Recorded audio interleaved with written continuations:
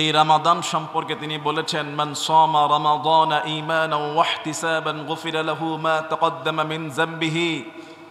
যারা আল্লাহর খুশির জন্য, কারো ভয়ে না, কাউকে দেখানোর উদ্দেশ্যে না, বা সমাজ রক্ষা করার জন্য নয়, একমাত্র আল্লাহর খুশির জন্য যারা ঈমানের সাথে এই রমজান মাসে রোজা রাখবে, ঈমানের সহিত যারা রোজা রাখবে, আল্লাহ তাআলা রাসূলের হাদিসের ঘোষণা, আল্লাহ তাআলা তার জীবনের গুনাহগুলোকে মাফ করে দেয়। সুবহানাল্লাহ। অনেক অমুসলিমরাও কিন্তু এই মাহ রমাদানে রোজা রাখে। অনেক আবেগী অমুসলিম আছে, মুসলমানদের মতো রোজা রাখে, যে মুসলমানদের রোজার মাস আমিও রাখি, আছে কিন্তু দুই একটা অ্যাক্সিডেন্ট এরকম ঘটে। কিন্তু হাদিসে আসছে ঈমানের সাথে রাখতে হবে, ঈমান ছাড়া রাখলে এই রোজা হবে না। শুধু ঈমানের সাথে আল্লাহর খুশির জন্য যারা রোজাটা রাখবে, যে রোজা না রাখলে আমার বাবা বকা দিবে, রোজা না রাখলে আমার মা বকা দিবে, রোজা না রাখলে আমার স্ত্রী বকা দিবে, রোজা না রাখলে আমার ছোট ছেলে মেয়েদের সামনে আমি খাবো, এটা কেমন দেখা যায় রোজা রাখি, যদি এরকম উদ্দেশ্যে কেউ রোজা রাখে, রোজা কি কবুল হবে? রোজা রাখতে হবে একমাত্র একজনের খুশির জন্য। বলুন না, তিনি কে? আল্লাহর খুশির জন্য যিনি রোজা রাখবে ঈমানের সাথে। ওয়াহতিসাবান গুফিরা লাহু মা তাকদ্দামা মিন যামবিহি। রাসূল বলছে আল্লাহ তাআলা তার বিগত জীবনের, তার পিছনের যত গুনাহ আছে আল্লাহ সব গুনাহ মাফ করে দেয়। সুবহানাল্লাহ। এই রমাদান মাস সম্মানিত মাস, আল্লাহর কাছে সবচেয়ে প্রিয় মাস। এটা রহমতের মাস, এটা বরকতের মাস, এটা নাজাতের মাস, এটা সবরের মাস। ইন্নামা ইউওয়াফাস সাবিরুনা আজরাহুম বিগাইরি হিসাব। ক্ষুধা লেগে গেছে, তারপরে সবর রেখেছি, না ইফতারের আগ পর্যন্ত খাওয়া যাবে না। পিপাসায় কাতর হয়ে পড়েছি, তারপরও পানি গিলছি না, সবর রাখছি। প্রচন্ড গরমে কষ্ট হচ্ছে, সবর রাখছি। ইন্নামা ইউওয়াফাস সাবিরুনা আজরাহুম বিগাইরি হিসাব। কোরআন বলছে যারা সবর রাখবে, যারা ধৈর্য ধারণ করতে পারবে, বিগাইরি হিসাব, কত নেক আমি আল্লাহ দিব তার কোনো হিসাব নাই। বলেন সুবহানাল্লাহ। এটা যে কত নেক দিবে আল্লাহ, এর কোনো হিসাব নাই, হিসাব ছাড়া। এজন্য আল্লাহ পাক রব্বুল আলামিন একটি বছরের গুনাহের যে ঝং, গুনাহের যে ময়লা, এক বছরের শরীরের যে আবর্জনা, এজন্য আল্লাহ তাআলা পরিষ্কার করার জন্য একটা ব্যবস্থা করে দিলেন। সুবহানাল্লাহ বলবেন। আপনার বাসার যে টাঙ্কিটা, এটাও তো এক বছরে একবার পরিষ্কার করেন কিনা বলেন না? পরিষ্কার পানি ঢুকে, শ্যাওলা ঢুকে, ময়লা হয়ে যায়। ঘরটাও তো আপনি মাঝে মধ্যে ঝাড়েন, জানালা দরজা ফ্যান বছরে এক দুইবার মোছেন। আমাদের শরীরে এরকম গুনাহ করতে করতে করতে শরীরের অন্তর গুনাহের ঝং ধরে যায়, অন্তরটা পাপাচারের দিকে আকৃষ্ট হয়ে যায়। এই রোজা সেই অন্তরটাকে সাইজ করে, এই রোজা তার হৃদয়টাকে পরিষ্কার পরিচ্ছন্ন করে ফেলে, তার অন্তরের গুনাহের যে আকর্ষণ এইটাকে নষ্ট করে দিয়ে আল্লাহর প্রতি প্রেম আর ভালোবাসা চুম্বকের আকর্ষণের মতো বৃদ্ধি করে দেয়। সুবহানাল্লাহ। সৌভাগ্যবান আমরা, আপনারা, যে আমরা রমজান মাস পেয়েছি আলহামদুলিল্লাহ। গত বছরও ছিল, এই বছর নাই, আছে না নাই? গত বছর রমজান পেয়েছে, রোজা রাখে নাই, এই বছর কবরে শুয়ে আছে। কি ভাই এরকম কম বক্ত নাই? গত বছর রমজানে ছিল, তারাবি পড়ে নাই, রোজা রাখছে, তারাবি পড়ে নাই। গত বছর রমজানে ছিল, রোজাও রাখছে, তারাবিও পড়েছে, কিন্তু গালাগালি করেছে, ব্যবসায় 2 নাম্বারই করেছে, আজকে কবরে শুয়ে আছে। দুর্ভাগ্য। ঠিক ওই দুর্ভাগ্যদের সঙ্গে তুলনা করে আমি আপনাকে চিন্তা করি, আমিও কি সেই দুর্ভাগ্যদের কাতারে আছি কিনা? আমি কি আমার রমাদানের হক ঠিকমতো আদায় করছি? কোনো গ্যারান্টি নাই সামনের রমাদান আমি আপনি থাকবো, রোজা রাখার সুযোগ পাবো। এখনো অনেক সুস্থ মানুষ রোজা রাখে না। অনেক পিতামাতা তার আদরের দুলালিকে বলে আরো কয়েকদিন পরে রাখো, তুমি শুকায়া যাবা, রোজা রাখো না। কথা বলেন না কেন? রাসূল বলেছে 7 বছরে নামাজের আদেশ দাও, 10 বছরে না পড়লে মাইর দাও। নাবালেগ নাবালিকা উনারা যদি রোজা না রাখে আল্লাহ মাফ করে দিবে, শিশুর কাতারে, কিশোর কিশোরীর কাতারে। কিন্তু একজন বালেগ বালেগা হওয়ার পরে, প্রাপ্ত বয়স্ক হওয়ার পরে, ম্যাচিউরড হওয়ার পরে, শরীয়তের হুকুম তার উপরে ফরজ হয়ে যাওয়ার পরেও যদি আপনি পিতামাতা বলেন তুমি ছোট মানুষ, 13 বছর, তোমার 12 বছর, তোমার 14 বছর, তোমার 15 বছর, সামনে এসএসসি পরীক্ষা, তোমার সকালে কোচিংয়ে যাওয়া লাগবে, আরে ঘুম থেকে উঠেন না, জরিনার বাপ ঘুমাক, শরীর শুকিয়ে যাবে, কোচিং আছে, স্কুল আছে, কলেজ আছে। আল্লাহ পাক রব্বুল আলামিন বলছেন, একটি রোজা যদি কেউ ইচ্ছাকৃতভাবে ভঙ্গ করে, হাদিসের মধ্যে আসছে, এটা তো একটা জরিমানা কাফারা আছে, সেটা ভিন্ন হিসাব, কাফারা আদায় করবেন। কিন্তু এক হাদিসের মধ্যে আসছে, কেউ যদি ইচ্ছাকৃতভাবে একটি রোজা ভঙ্গ করে, ওই এক রোজার বিনিময়ে যদি সারা জীবন রোজা রাখে, তারপরও সেই একটা রোজা ইচ্ছাকৃত ভাঙার গুনাহের কাফারা হবে না। আমাদের দেশের ছেলে মেয়েরা সাধারণত বালেগা হয়ে যায়, মেয়েরা খুব আর্লি হয়, 9 বছর থেকে হয়ে যাওয়াটা পসিবল, এবং ছেলেরা একটু দেরিতে হয়। ওয়েদার কন্ডিশনের কারণে, খাবার দাবারের উপরে ডিপেন্ড করে, কিন্তু এভারেজে 9, 10, 11, 12 এর ভিতরে হয়েই যায়। কথা বলেন না কেন? 12 বছরের পরে আর কেউ শিশু থাকে না। নাবালেগ থেকে বালেগ হয়ে গেলে আপনি পিতামাতা, তাকে আর কোনো অথরিটি নাই বাধা দেওয়ার। যদি বাধা দেন, আপনি নিজ হাতে তাকে আগুনের মধ্যে ধাক্কা দিয়ে ফেলে দিলেন। কোনো পিতামাতাকেই আপনি পিতামাতা রোজা রাখতে দিচ্ছেন না। যদি আমি মসজিদের পাশে একটা গর্ত বানাই আগুন করে, আর যদি বলি ঠিক আছে রোজা রাখতে দিয়ে না, ধাক্কা দিয়ে ফেলে দেন, কোনো পিতামাতা কি তার সন্তানকে নিজ হাতে আগুনে ধাক্কা দিবে ফেলে দিবে? এটা কেমন জানি আপনি আপনার ছেলে মেয়েকে রোজা রাখতে বাধা দিলেন, নিজ হাতে আগুনে ধাক্কা দিয়ে ফেলে দিলেন। বলে হুজুর আমার ছেলে মেয়ে তো ছোট, তাদের তো স্কুল আছে, কোচিং আছে, পরীক্ষা আছে, আল্লাহর কাছে এসব চলবে না।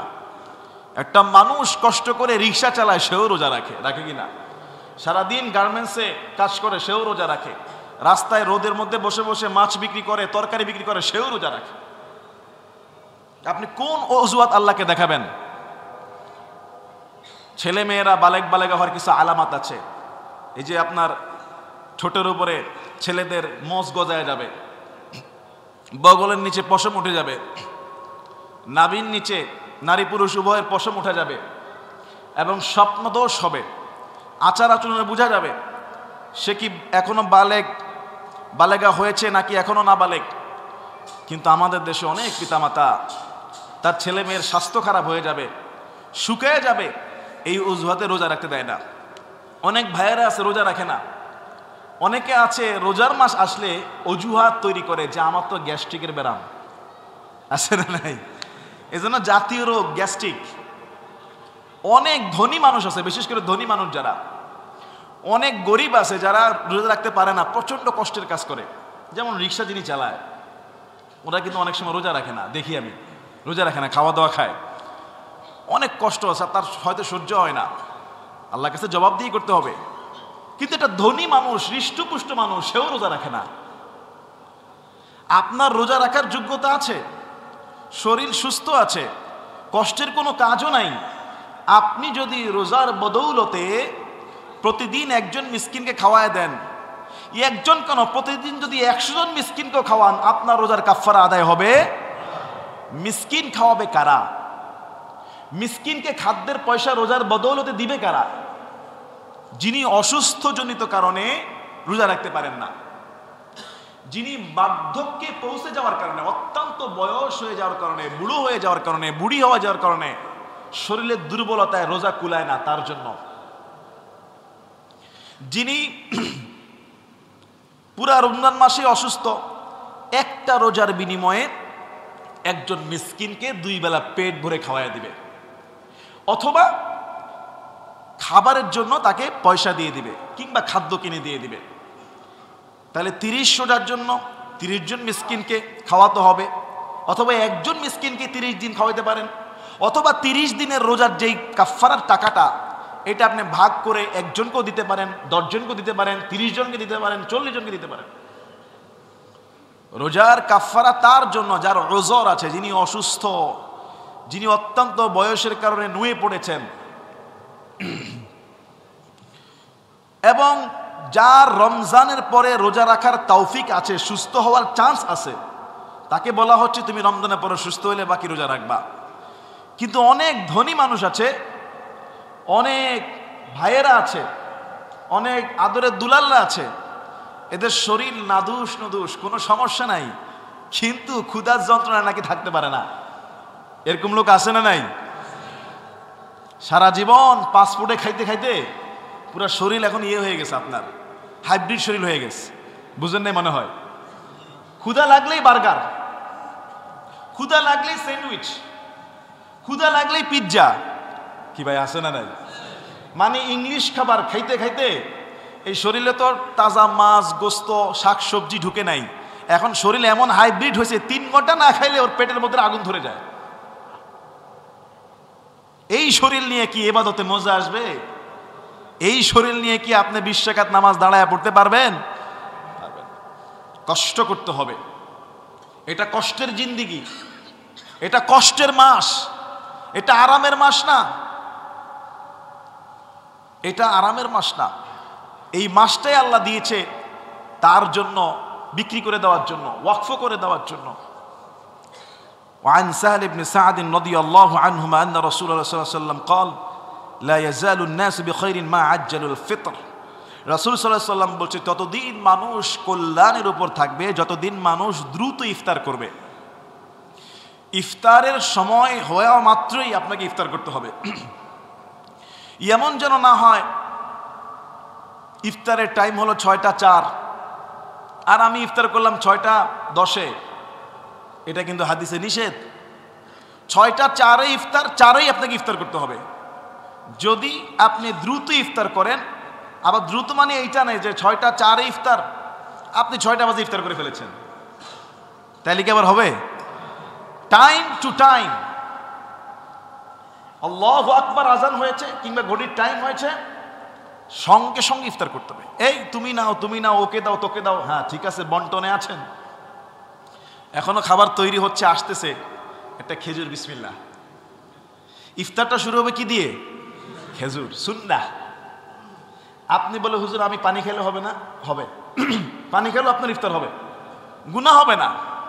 তবে একটা সুন্নাহ ব্রেক হবে, একটা সুন্নাহ ছুটে গেল, একটা সুন্নাহ আদায় করার সুযোগ থাকার পরেও আপনি এটাকে অবহেলা করলেন, একটা সুন্নাহ থেকে মাহরুম হলেন।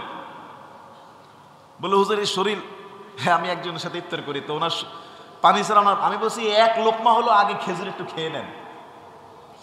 মানে আমার বিবির কথা বলতেছি, উনি আগে পানি খাবে, আমি বলছি আগে একটা কামড় হলো খেজুর দেন, তারপর পানি খান, পুরা খেজুর খাওয়া লাগবে না। আপনি যদি এক লোকমাও, এক কামড় খেজুরটা আপনি খান, তারপর পানি খান, কোনো সমস্যা, যত মন চায় খান। রাসূল সাল্লাল্লাহু আলাইহি সাল্লামের সামনে যদি খেজুর না থাকতো, অনেকের আছে খেজুর আইটেম নাও থাকতে পারে, খেজুর শেষ হয়ে গেছে বা খেজুর কিনতে পারে না, তাহলে কি আলুর চপ, পেঁয়াজি, বেগুন, জিলাপি আগে। খেজুর না থাকলে দ্বিতীয় অপশন হলো পানি। দ্বিতীয় অপশন কি? সেটা যে কোনো হতে পারে, শরবত হতে পারে, লেবুর শরবত, ট্যাং শরবত, সাদা পানি, যেটাই হয়। তবে খেজুর দ্বারা খাওয়া শুরু করা সুন্নাহ। খেজুর যদি আপনার সামনে অ্যাভেলেবেল না থাকে, আপনার সামনে না পৌঁছায়, তাহলে পানি দিয়ে শুরু করা সুন্নাহ। সুবহানাল্লাহ। আর ইফতারটা করতে হবে টাইম টু টাইম। রাসূল বলছে ততদিন এই মানুষগুলো কল্যাণের উপর থাকবে যতদিন তারা ঠিক টাইম মেনে যথাসময়ে ইফতার করে ফেলবে। সুবহানাল্লাহ। আপনারা টাইম ফলো করবেন, কেননা আমাদের দেশের আজানটাও কিন্তু অনেক সময় টাইম মতো হয় না, কারণ মুয়াজ্জিন সাহেবরা তো রোজা আছে, ঠিক কিনা বলেন? তারাও টাইমের উপরে আধা মিনিট খেয়ে নেয়, অনেক সময় খাইতে পারে স্বাভাবিক, 1-2 মিনিট তারাও খেয়ে নেয়, তারপর আজান দেয়। অনেক জায়গা হয়, ঢাকায় এটা হয় না। ঢাকায় আলহামদুলিল্লাহ সবাই টাইম মতেই দিয়ে দেয়। রাসূল করিম সাল্লাল্লাহু আলাইহি ওয়াসাল্লাম তিনি বলেছেন, মান সামা ইয়াওমান ফি সাবিলিল্লাহ বা'আদাল্লাহু বিযালিকাল ইয়াউমিন নার মিন ওয়াজহি 70 খরিফান। আল্লাহ রাসূল সাল্লাল্লাহু আলাইহি ওয়াসাল্লাম তিনি বলেন, যে ব্যক্তি আল্লাহর রাস্তায় একদিন সিয়াম রাখবে, যে ব্যক্তি আল্লাহর রাস্তায় একদিন রোজা রাখে, শুধু একদিনের রোজার ফজিলতের কথা বলা হচ্ছে, আল্লাহ তাআলা তার এই চেহারাটাকে, মুখমণ্ডলকে জাহান্নাম থেকে, জাহান্নামের আগুন থেকে 70 বছরের দূরত্বে নিয়ে যায়। সুবহানাল্লাহ। শুধু একদিন। আমরা তো আলহামদুলিল্লাহ আজকে কতদিনে আছি? ওই দেখেন 6 দিন, 7ম দিনে আছি না আজকে? হ্যাঁ, ও 6 রোজা। ইন্নালিল্লাহ, আমারও তো তাহলে ভুলে গেছি রোজাতে। শনিবার রাতে তো তারাবি পড়েছি, শনিবার তো রোজা হয় নাই, শনিবার রাত থেকে আমরা তারাবি পড়েছি। আজকে আমরা 6ষ্ঠ রোজায় আছি, আর আমার মাথায় ঘুরতেছে আজকে রাতে তো 7 তারাবি হবে, 7ম তারাবি। ওইটা ঠিক আছে। তো আজকে 6টি রোজা, আর প্রত্যেকটা রোজার বিনিময়ে আল্লাহ তাআলা তার বান্দা বান্দীদের চেহারাকে জাহান্নামের আগুন থেকে 70 বছরের দূরে নিয়ে যায়। সুবহানাল্লাহ। তাহলে এরকম যদি 30টা রাখেন, 30-এ 70 দিয়ে গুণ মারলে কত দূরে? 2110। এরপরে আপনি তো শুধু তো 2025 সাল না, আল্লাহ হায়াতে রাখলে 26 সালেও রাখবেন, 24 সালে রেখেছেন, 23-এ রেখেছেন, 22-এ রেখেছেন, 20-এ রেখেছেন, রাখছেন না? আলহামদুলিল্লাহ। তবে রোজাটা কবুল হতে হবে ভাই, এই রোজাটা আল্লাহর দরবারে কবুল হতে হবে, ইখলাসের সাথে কবুল হতে হবে। আরেকটা হাদিসের মধ্যে আসছে, যে ব্যক্তি আল্লাহর খুশির জন্য রোজা রাখে, এখানে তো 70 বছরের কথা আছে, তাই না? আরেকটা হাদিসে আসছে, যে ব্যক্তি আল্লাহর খুশির জন্য রোজা রাখে, জাহান্নাম আর তার মাঝখানে আল্লাহ এমন ফারাক করে দেয়, আসমান আর জমিনের দূরত্ব যেমন, রোজাদার আর জাহান্নামের মাঝখানে এরকম দূরত্বের একটা গর্ত বানায় দেয় আল্লাহ। আর আসমান আর জমিনের দূরত্ব হলো 500 বছরের রাস্তা। একটি রোজা রাখলেন, 500 বছরের রাস্তার সমান একটা গর্ত মাঝখানে হয়ে যাবে আপনার আর জাহান্নামের মাঝখানে, অর্থাৎ আপনি জাহান্নামে ঢোকা সম্ভব না। মহান রব রোজাদারদেরকে এত ভালোবাসেন, তিনি বলেছেন, রাসূল সাল্লাল্লাহু আলাইহি ওয়াসাল্লাম বলছে, মান ফাত্তারা সাইমান কানা লাহু মিসলু আজরিহি মিন গায়রি আইয়ুনকুসা মিন উজুরিহিম শাইআ। যে ব্যক্তি কোন রোজাদারকে ইফতার করায়, আল্লাহ তাআলা তাকেও আরেকটি রোজার সওয়াব দান করে দেয়। সুবহানাল্লাহ। তাহলে এক রোজার সওয়াব কি 70 বছরের দূরত্বে মুখমণ্ডল জাহান্নাম থেকে চলে যায়। আরো কত ফজিলত আছে। আপনি যদি কাউকে ইফতার করান, ইফতার করান মানে কি বাসায় এনে খাওয়াতে হবে সবসময় বিষয়টা এমন না। আপনি কারো বাসায় ইফতার পৌঁছে দিতে পারেন, আপনার প্রতিবেশীর বাসায়, আপনার নিজের ছেলের বাসায়, মেয়ের বাসায়, ফুফির বাসায়, খালাম্মার বাসায়, গরিব মানুষের বাসায়। অনেকে আলহামদুলিল্লাহ ইফতারের প্যাকেজও দিয়ে দেয়, তাই না?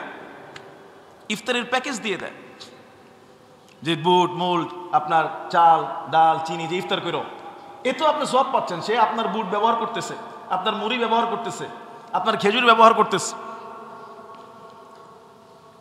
এভাবে যদি আপনি কাউকে ইফতার করান, অথবা আপনি যদি কাউকে নগদ অর্থও দেন, চেয়ে নেন আপনাকে কিছু পয়সা দিলেন, আপনি ইফতার করবেন। আমার বাসায় মেহমান আসছে দুপুরবেলা, বলছি ভাই ইফতার করে যান, কয় না আমার সময় নেই, যেতে হবে। আমি বললাম কিছু হাদিয়া রাখেন, ইফতার করে নেবেন। মেহমান বলতেছে হাদিয়া দিচ্ছে, আমি বলছি এটা ইফতারের হাদিয়া। ও তো খুশি যে হুজুর হাদিয়া দিচ্ছে, হুজুররা হাদিয়া নেয়, আবার হুজুর আবার হাদিয়া দেয়ও। কি বলেন আপনি? সবাই মনে করে হুজুররা খালি মনে হাদিয়া নেয়, মনে করেন যে আপনারা দেয় না। না, আমরাও দেই আলহামদুলিল্লাহ। আমি আমার মেহমানকে বলছি, যদি আপনি ইফতার না করেন তবে আমার ইফতার খাওয়ার জন্য হাদিয়া নিতে হবে, আপনাকে কিছু নগদ অর্থ দিয়ে দিচ্ছি। আচ্ছা, সে যদি এখন এই যে অর্থ দিলাম ইফতার করবে, সবকে আমি পাবো না বলেন? আপনি যেভাবেই মানুষকে যেই শুরুতে ইফতার করান, চাই সেটা হাদিয়া দিয়ে হোক, চাই সেটা তার বাসায় প্যাকেজ পাঠিয়ে দিয়ে হোক, চাই তাকে আপনি বাসায় দাওয়াত করে খাওয়ান, একটি রোজার ইফতার যদি কাউকে করান, রসুল বলছে ওই ব্যক্তিকে আল্লাহ তাআলা সমান রোজার সওয়াব দান করে দেয়। সুবহানাল্লাহ। আর যাকে ইফতার করিয়েছেন তার রোজার সওয়াব কিন্তু তার কাছে আছে, তারটা কিন্তু আপনাকে দেওয়া হবে না। যাকে ইফতার করিয়েছেন সে তো রোজার সওয়াব তারটা সে পাবে, কিন্তু আল্লাহ তাআলা এক্সট্রা আপনাকে আরেকটা সওয়াব দান করে দেবে। সুবহানাল্লাহি ওয়া বিহামদিহি সুবহানাল্লাহিল আযীম। আসিয়ামু জুন্নাহ, রোজা হলো ঢাল স্বরূপ। যুদ্ধের ময়দানে শত্রুর আক্রমণ থেকে বাঁচার জন্য যেমন বুলেট প্রুফ জ্যাকেট পরে, মাথার মধ্যে শিরস্ত্রাণ পরে, গায়ের উপরে লৌহ বর্ম পরে, যাতে তীর শরীরে না ঢুকে, তালোয়ারের কোপ যেন না লাগে, এর রোজা হলো একটা মানুষের শরীরের প্রটেক্ট। আসিয়ামু জুন্নাহ, এই রোজা জাহান্নামের আগুনের মাঝখানে, জাহান্নাম আর রোজাদারের মাঝখানে একটা দেওয়াল হয়ে বাধা হয়ে যাবে, যাতে করে রোজা মাঝখানে দাঁড়িয়ে বাধা দিবে, যাতে এই ব্যক্তি যেন জাহান্নামে না পড়ে। সুবহানাল্লাহ। ফালা ইয়ারফুস ওয়ালা ইয়াজহাল, তোমরা রমজান মাসে অশ্লীলতা কাজ করো না, রমজান মাসে অশ্লীলতা করো না। ওয়ালা ইয়াজহাল, মূর্খের মতো কাজ করো না। খবরদার, এটা রমাদান মাস। আর আমাদের বাংলাদেশে হচ্ছে এটা কি, পুরুষ না, প্রকাশ্যে নারীরা সিগারেট খাচ্ছে। কি শাহবাগ গরম হয়ে গেছে না, উত্তাল চলতেছে না ওদিকে? নারীরা প্রকাশ্যে সিগারেট খেয়েছে। কোন এক আল্লাহর বান্দা মনে হয় বলছে যে ভাই রোজার মাস, এটা এখন না খেলে ভালো হয়। বলছে যে বোন, এটা রোজার মাস চলতেছে, আপনারা প্রকাশ্যে সিগারেট খাচ্ছেন। বলে আমার রাইট, আমার অধিকার, আমি কি খাবো না খাবো, তুমি কে? এই যে নেমে গেছে নারীবাদীরা রাস্তায়, যে বাধা দিল কেন? এখন থেকে আমরা নারীরা প্রকাশ্যে সিগারেট খাওয়ার অনুমতি চাই। নাউযু বিল্লাহি মিন যালিক। আরে রমজান কেন, রমজান ছাড়াও তো এই দুর্গন্ধময় নেশা জাতীয় দ্রব্য এমনি তো খাওয়া হারাম, প্রকাশ্য তো এটা কোনো ভদ্র মানুষের লক্ষণ হতে পারে না। কথা বলেন না? আশ্চর্য। রাস্তাঘাটে দেখা যায় প্রায় সময় মেয়েরা প্রকাশ্যে এখন সিগারেট খাচ্ছে, ইভেন রমজান মাসে। আর বাধা দেওয়াতে তারা আন্দোলন নেমে গিয়েছে। রাসূল বলছে ফালা ইয়ারফুস, অশ্লীলতা করো না, ওয়ালা ইয়াজহাল, মূর্খের মতো কাজ করো না। এই রমজান মাসে বেহায়াপনা, অশ্লীলতা, ঝগড়া, ফাসাদ এগুলি করো না, নিষেধ। এটা রমাদান মাস, রমাদানের সম্মান। এই যে বাধা দেওয়া হয়েছে, একটু নসিহত করা হয়েছে, একটু বলা হয়েছে, এই যে হয়ে গেছে মৌলবাদী, জঙ্গিবাদী, উগ্রবাদী, কত রকমের গালাগালি। ওয়া ইন ইমরুন কাতালাহু আও শাতামাহু, যদি তোমাদের সঙ্গে কেউ ঝগড়া করে, তোমাদেরকে কেউ গালাগালি করে, ফালইয়াকুল ইন্নী সাইমুন, তুমি বলে দাও তাকে দুইবার, মাররাতাইন, আমি রোজাদার, আমি রোজাদার। যদি আমাকে আপনাকে কেউ গালি দেয় বা আমাদের সাথে কারো ঝগড়া বেঁধে যায়, জবাবটা, ঝগড়ার জবাব কি হবে, গালির পাল্টা জবাব কি হবে? হাদিসের মধ্যে বলেছে তাকে দুইবার বলে দাও আমি রোজাদার, আমি রোজাদার। মনে মনে একটা ইস্তেকামত করেন যে রাসূলের এই হাদিসের আমল যেন আমি করতে পারি। যে কেউ আমাকে গালি দিল আর রাসূলের নির্দেশনা অনুযায়ী আমি বললাম যে ভাই আমি রোজাদার, আমি রোজাদার। এরকম একটা আমল করাটাও, এরকম একটা আমল করতে পারাটাও সৌভাগ্য, ঠিক কিনা? যদিও আলহামদুলিল্লাহ আমাদেরকে তো কেউ গালাগালি করে না। যদি করেই ফেলে তাহলে আপনি বুঝবেন, মনে করবেন যে একটা সুযোগ আসছে রাসূলের হাদিসের একটা আমল করার। কেউ আমাকে গালি দিল আর আমি তাকে দুইবার বলবো, কি বলবো বলেন তো? আমি রোজাদার, আমি রোজাদার। এটা রাসূল বলছে, তাকে শোনায় দাও, তাকে বলে দাও। ওর মাথায় যদি বিবেক থাকে, তৃতীয়বার গালি দেওয়ার মতো আর সে হিম্মত করবে না। কথা বলেন না? লজ্জিত হয়ে যাবে। বলবো আমি দিচ্ছি গালি, সে বলতেছে আমি রোজাদার, ওই লোক লজ্জিত হয়ে যাবে, তৃতীয়বার আপনাকে গালি দেবে না। কিন্তু আমরা তো ঝগড়া লেগে যাই, গালি একটা দিলে তিনটা না দিলে মনে শান্তি আসে না, গালি দুইটা দিলে চারটা দেওয়া লাগে। মান লাম ইয়াদা কাওলা যুরি ওয়াল আমালা বিহি ফালাইসা লিল্লাহি হাজাতুন ফি আন ইয়াদা তুআমাহু ওয়া শারাবাহু। রাসূল সাল্লাল্লাহু আলাইহি ওয়াসাল্লাম বলেছেন, যে ব্যক্তি রমজান মাসে রোজা অবস্থায় মিথ্যা কথা বলে এবং মিথ্যা কথা বলার আমলকে বর্জন করতে পারে নাই, ওই যে রোজা অবস্থায় মিথ্যা বলা, গীবত করা, বদনামি বলে বেড়ানো, মানুষের দোষ ত্রুটি চর্চা করা, একটা মানুষের জীবনে যত দোষ আছে এগুলি খুঁচিয়ে খুঁচিয়ে বের করা এবং গীবত করা, পরনিন্দা করা, তারপর ছগলকুরি করা, দুইজনের মধ্যে কথা লাগায়া, ঝগড়া লাগায়া দেওয়া, কথায় কথা মিথ্যা বলা, মিথ্যা কসম করা, আবার রোজাও রাখে, নামাজও পড়ে। রাসূল সাল্লাল্লাহু আলাইহি ওয়াসাল্লাম বলছেন, এমন ব্যক্তি সারাদিন নিজে না খেয়ে রইল, সারাদিন কোনো পান করে নাই, খাবার খায় নাই, আল্লাহ তাআলা তার এই না খাওয়া, না পান করা এই রোজা আমার আল্লাহর কোনো দরকার নেই। এই জন্য রোজা অবস্থায় আমার মনে হয় চুপ থাকলেই বেটার। আরেক হাদিসের মধ্যে আসছে মান সামাতা নাজা, যে ব্যক্তি চুপ থাকে সে নাজাত পায়। চুপ থাকার ফজিলত হলো নাজাত। চুপ থাকলেই ভালো, কথা বললেই কথা বেড়ে যায়, কথা একটা বললে আরেকটা বেরিয়ে যায়। খবরদার, কারো দোষ, কারো পরনিন্দা বা মিথ্যা কথা বলা, এগুলো যদি আপনি করেন, আপনার এই রোজা আল্লাহর দরবারে কোনো প্রয়োজন নেই। এই কষ্ট করে সাহারি থেকে শুরু করে সন্ধ্যা পর্যন্ত আপনি আছেন, কোনো প্রয়োজন নেই।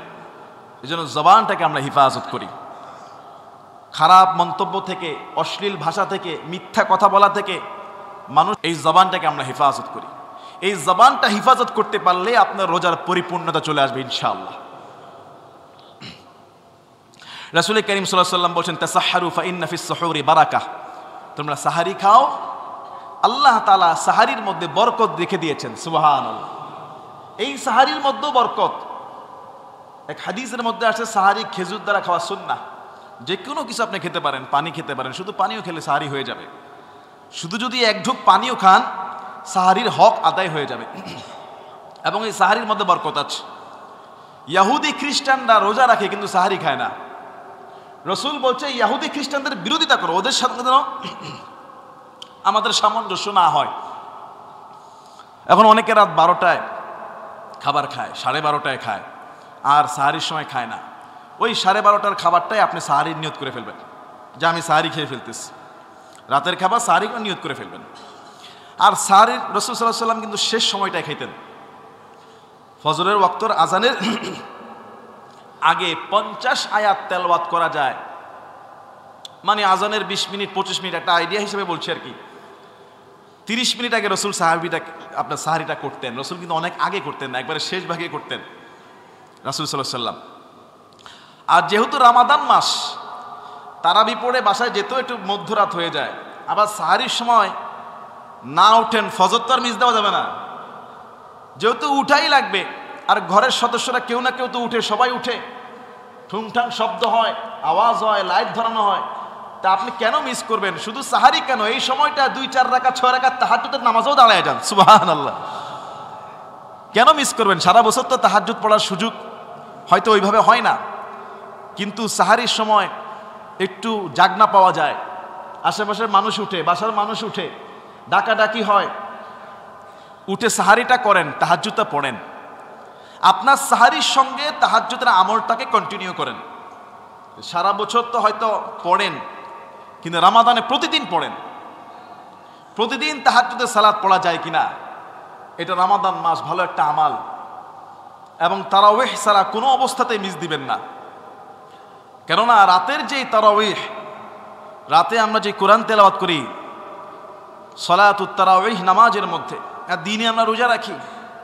ইয়াকুলুস সিয়াম আস-সিয়াম ওয়াল কুরআন ইয়াশফাআন লিল আবদি, কিয়ামতের ময়দানে কোরআন আর সিয়াম দাঁড়িয়ে যাবে। এই যে রোজা রাখতেছি, রোজা আমরা রোজা আছি, কিন্তু এটা তো দেখা যায় না, ধরা যায় না, কোনো অবয়ব নাই, আকৃতি নাই। রোজা প্রত্যেকের রোজা প্রত্যেকের কাছে, কিন্তু কিয়ামতের দিন আমার আপনার রোজা একটা আকৃতি, একটা অবয়ব নিয়ে, একটা অবস্থান নিয়ে আল্লাহর সামনে দাঁড়ায় যাবে। আমি আপনি না, আমাদের রোজা দাঁড়াবে।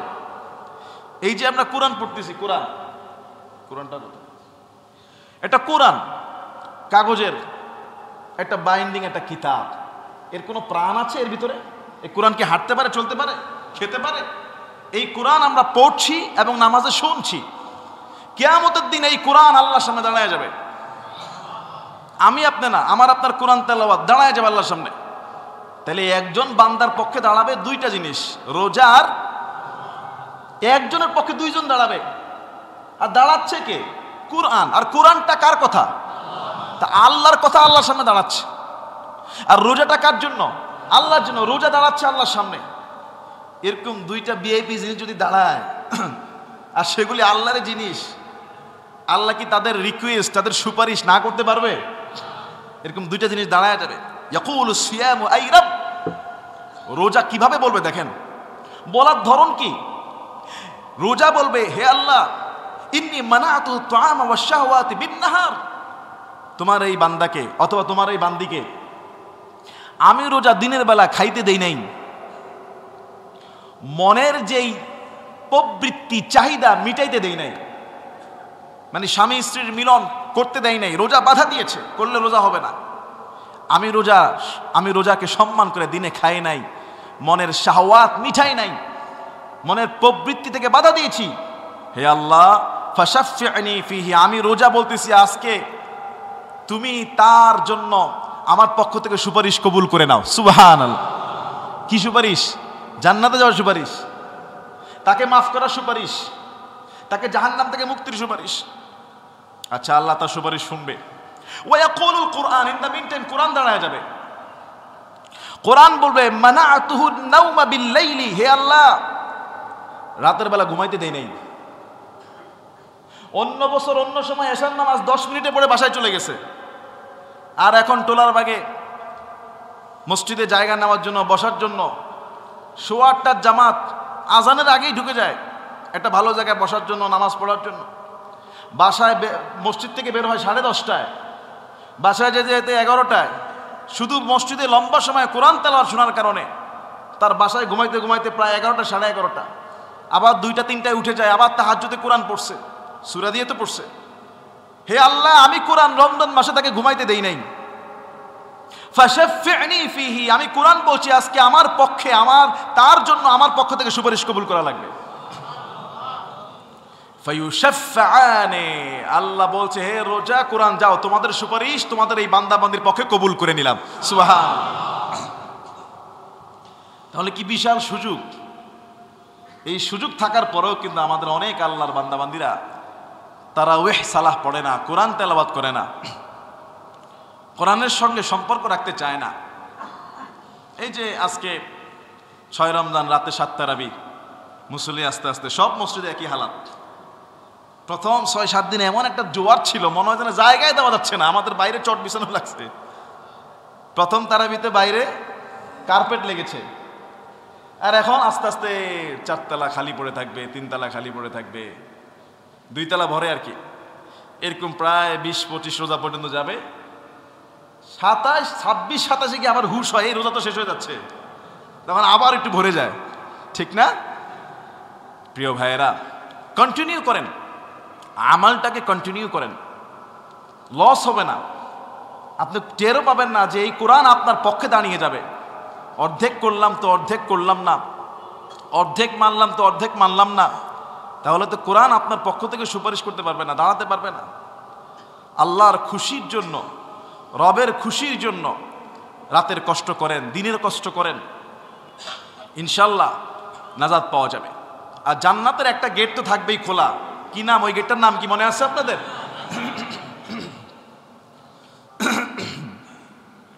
রাইয়ান। কি নাম? জান্নাতের গেট রাইয়ান, দরজাটা আল্লাহ খুলে দেবে শুধুমাত্র রোজাদারদের জন্য। রাইয়ান দরজা থেকে বলা হবে যারা রোজাদার শুধু তারাই ঢুকবে, অন্য কেউ না। শুধু রোজাদারদের জন্য জান্নাতের স্পেশাল একটা দরজার নাম কি? রাইয়ান। এবং এই রাইয়ান দরজা দিয়ে রোজাদাররা যখন প্রবেশ করে ফেলবে, ওই দরজা ক্লোজ করে দেওয়া হবে, আর কোনো ব্যক্তি সেখানে প্রবেশ করতে পারবে না। তাহলে রমজান মাসে রোজা অবস্থায় কিছু মাসালা আমরা শুনি, 2-1টা মাসালা বলে শেষ করব। যেমন অনেক মানুষের ভিতরে ওয়াসওয়াসা, এই থুতু, সারাদিন খালি থুতু ফেলে। কি বলেন, আছে না? এই রোজা থুতু ফেলে রোজা হবে কিনা, থুতু ফেলে দিচ্ছে। না, থুতু ফেলার দরকার নাই। মুখে নর্মালি যেটা আছে আপনি চাইলে গিলতে পারেন, নর্মালি যেটা আছে এটা যদি ভিতরে চলে যায় কোনো সমস্যা নাই। কিন্তু জমায়া খায়েন না, আবার জমায়া খেলে তো পানির মতো একডোক হয়ে যাবে, এটা মাকরু হবে, অপছন্দনীয় হবে, এটা করা যাবে না। অজু করলেন, কুলি করতেছেন, নর্মালি আমরা কুলির পারফেক্ট সিস্টেম হলো গড়গড়া করা। অজুতে যখন আমরা কুলি করি গড়গড়া করি যাতে করে গলার ভিতরের পরিষ্কার হয়ে যায়। কিন্তু রোজা অবস্থায়, মানে দিনের বেলা যখন রোজা রাখি, এই অবস্থায় কুলিতে গড়গড়া করা যাবে, কারণ গড়গড়া করতে গেলে তো গলা টলা ভিজে পিপাসা দূর হয়ে যাবে এবং কিছু পানি পেটে চলে যাবে। তাহলে রোজা অবস্থায় আমরা গড়গড়া করব না, কুলি করব, জাস্ট কুলি করব। রোজা অবস্থায় অনেকে বলে হুজুর মাথায় তেল দেওয়া যাবে কিনা, মুখের মধ্যে ক্রিম দেওয়া যাবে কিনা। দেওয়া যাবে, কোনো সমস্যা নেই। তবে নাকে ড্রপ, চোখে ড্রপ, এগুলির সাথে গলার একটা কানেকশন আছে। চোখের ড্রপ, নাকের ড্রপ এগুলি গলায় চলে যায়, পেটে চলে যায়, এইটা দেওয়া যাবে না। এটা দিলে কিন্তু রোজা ভেঙে যাবে। আবার কানের যে ড্রপ, এটা দিলে আবার রোজা ভাঙে না। কানের সঙ্গে গলার সম্পর্ক নাই যতক্ষণ পর্যন্ত কানের পর্দা ভালো আছে। যদি কারো কানের পর্দা ফেটে যায়, কানের পর্দা নষ্ট থাকে, তাহলে নাকি এটা মেডিকেল সায়েন্সে আমি পড়েছি যে ড্রপটা, কানের ড্রপটা পর্দা ফাটার কারণে গলার সঙ্গে লিঙ্ক হয়ে যায়। যাদের কানের পর্দা ভালো আছে কিন্তু কানের সমস্যার কারণে কানে আপনি ড্রপ দিচ্ছেন, রোজা ভাঙবে না। রোজা অবস্থা আপনি আতর দিতে পারেন, আতরের সুঘ্রাণ নিতে পারেন, কোনো সমস্যা নেই, রোজা ভাঙবে না। রোজা অবস্থায় যদি কারো স্বপ্নদোষ হয়ে যায়, ফরজ গোসল হয়ে যায়, রোজা ভাঙবে না। এমনকি রাতের বেলা যদি স্ত্রী সহবাসের কারণে ফরজ গোসল ফরজ হয়, আর সেই ফরজ গোসলটা সাহারির ভিতরেই করতে হবে, বিষয়টা এমন না। সাহারির সময় শেষ হয়ে যাওয়ার পরে ফজরের ওয়াক্তের সময় আপনি গোসল করতে পারবেন, কোনো সমস্যা। এগুলি মানুষের মনে কনফিউশন, তাই বলে দিচ্ছি। রাসূল সাল্লাল্লাহু আলাইহি ওয়াসাল্লাম নিজেও তার ফরজ গোসলটা ফজরের ওয়াক্ত হওয়ার পরে করছেন রমজান মাসে। তো অনেকে মনে করে যে ফরজ গোসলটা মনে হয় সাহারির ভিতরে করতে হবে, না। আল্লাহ তাআলা বিধান অনেক সহজ করে দিয়েছেন। যারা ডায়াবেটিস রোগী, চামড়ার নিচে ইনসুলিন দেওয়া লাগে, দিতে পারবেন, সমস্যা নেই। যারা ব্লাড টেস্ট করেন, ব্লাড টেস্ট করা যাবে, কোনো সমস্যা নেই, রোজা ভাঙবে না। এরপরে কাউকে যদি ব্লাড দেওয়ার প্রয়োজন হয়, যদি আপনি নিজেকে ফিট মনে করেন যে ব্লাড দিলে আমি অসুস্থ হব না, তাহলে দিতে পারেন, সমস্যা নেই। তবে রমজান মাসে আপনি যেই স্যালাইন, যেই ইনজেকশন শরীরের দুর্বলতা দূর করে, খাবারের কাজ করে, এমনটা দেওয়া যাবে না, তাহলে কিন্তু রোজা ভেঙে যাবে। গর্ভবতী মায়েরা বা দুধ পান করায় যে মা, তারা যদি রোজা রাখলে সন্তানের ক্ষতি না হয় তাহলে রোজা রাখবে, কোনো সমস্যা নেই। কিন্তু রোজা রাখলে যদি গর্ভের সন্তানের ক্ষতি হওয়ার সম্ভাবনা থাকে, রোজা রাখলে যদি কোলের বাচ্চা দুধ না পায়, তার যদি কষ্ট হয়, তাহলে ওই মা রোজা রাখবে না। রমজানের পরে যেই কয়টা রোজা ভেঙেছে সেই কয়টার কাফারা কাজা আদায় করলে আদায় হয়ে যাবে ইনশাআল্লাহ। এইভাবে রোজা অবস্থায় যেই কাজগুলো করা দরকার, যে কাজগুলো করা দরকার নাই, এগুলো একটু মেনে মেনে চললে ইনশাআল্লাহ ক্ষমা পাওয়া যাবে। আমরা দোয়া করি আল্লাহ তাআলা আমাদের রোজাগুলোকে কবুল করে নিয়ে সামনের রোজাগুলো সুস্থভাবে রাখার তৌফিক দান করে বলে আমিন।